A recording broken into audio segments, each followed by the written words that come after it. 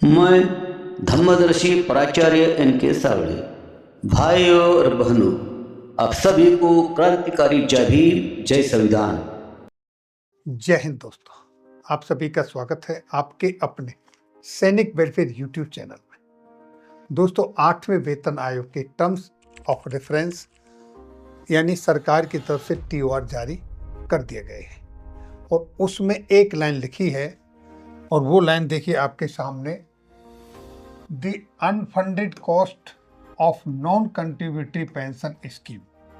इस लाइन को भारत सरकार ने टीओआर में इस बार सम्मिलित किया है। इसका मतलब ये है कि सरकार ये कह रही है कि जो पेंशन सिस्टम है भारत के अंदर वो नॉन फंडेड है, वो नॉन कंट्रीब्यूटरी है। तो अब सवाल ये उठता है कि भारत के अंदर जो पेंशन सिस्टम है वो वाकई अनफंडेड है?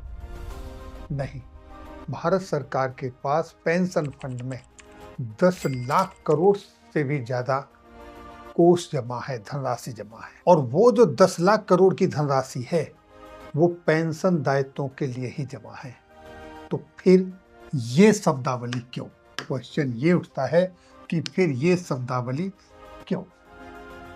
क्या कहीं कोई खिचड़ी पक रही है या कोई दूसरी मंशा है जो कि इस तरह की शब्दावली को टीओआर में सम्मिलित किया वीडियो गया है? अच्छा लगे साथियों, तो ये कोई भाषाई गलती नहीं सब्सक्राइब है, करें, ये सरकार लाइक की सोच करें में बदलाव का और संकेत कमेंट है। करके क्योंकि अब अपने सरकार ग्रुप पर भेजना पेंशनर्स को मत राइटफुल भूलिए। बेनिफिशियरी जय भीम, जय बल्कि भीम, जय फिस्कल भीम। बोझ की तरह पेश कर रही है।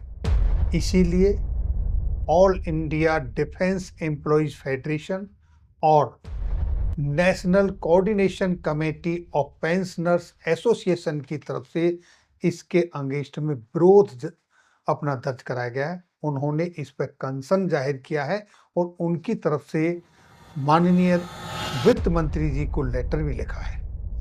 और इन संगठनों का मानना है कि सरकार जो 10 लाख करोड़ का पेंशन फंड है उसको कहीं दूसरी तरफ इस्तेमाल करने का प्लान कर रही है, या उनकी ऐसी मंशा है, या फिर भविष्य में पेंशन रिवीजन को रोकने का माहौल तैयार किया जा रहा है।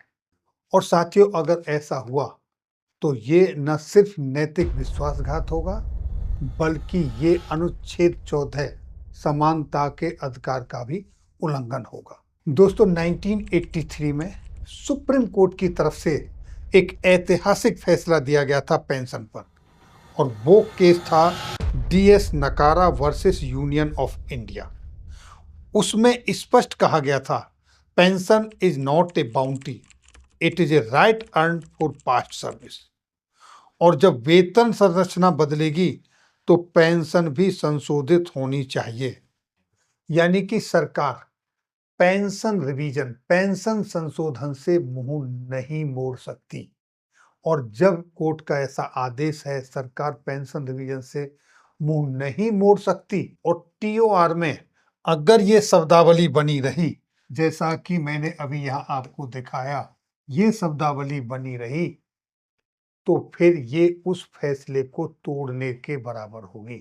यानी कि सुप्रीम कोर्ट का वो फैसला सीधे सीधे तोड़ा जाएगा। साथियों, इसको लेकर एक और चिंता जब बढ़ जाती है जब आपने देखा होगा फाइनेंस बिल 2025 जो आया था और वो बैक डेट 1972 से लागू किया गया है। उस बिल को लेकर कई रिटायर्ड अधिकारियों का मानना यह है कि इस बिल से जुडिशियली प्रोटेक्टेड पेंशन राइट्स को कमजोर करने का कदम उठाया गया है। यानी कि इससे भविष्य में पेंशन का रिवीजन और उसे डिले करने की गुंजाइश बढ़ जाती है।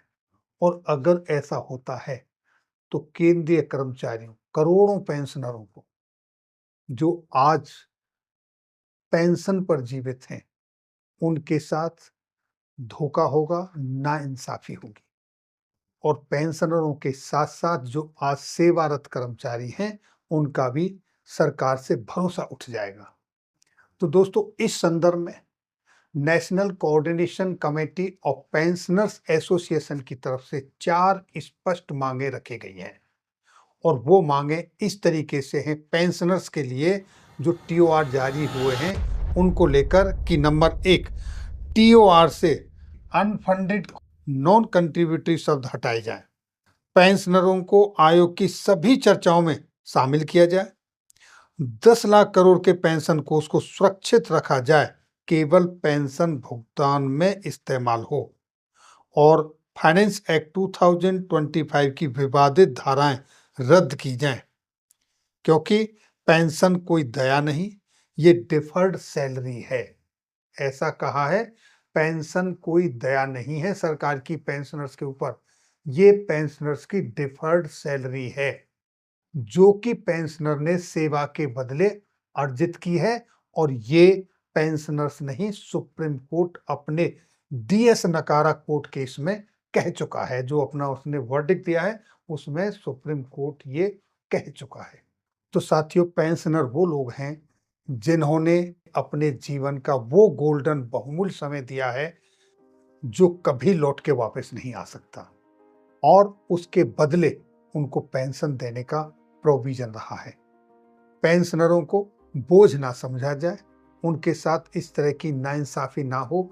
जो टीओआर निकले हैं और जो पे कमीशन आ रहा है उसमें ये जो आशंकाएं हो रही हैं और जो संस्थाएं ये मुद्दे उठा रही हैं, गवर्नमेंट को खुल के इनकी बात करनी चाहिए। और दोस्तों, अंत में सरकार से सिर्फ यही अपील है कि टीओआर के अंदर जो ऑब्जेक्शनेबल शब्दावली है उसे हटाकर पेंशनरों की गरिमा बढ़ाएं, और जो all India defence employees federation की तरफ से मांग की गई है कि 8वें वेतन आयोग को इफेक्टिव किस डेट से होगा उसको मेंशन करें। और अगर आप लोग इससे सहमत हैं तो वीडियो को ज़्यादा से ज़्यादा शेयर करें और अपने बहुमूल्य कमेंट्स अवश्य दें। अंत में फिर मिलेंगे आपके वेलफेयर से जुड़ी किसी अन्य जानकारी के साथ किसी अगली वीडियो में। तब तक के लिए जय हिंद, जय भारत।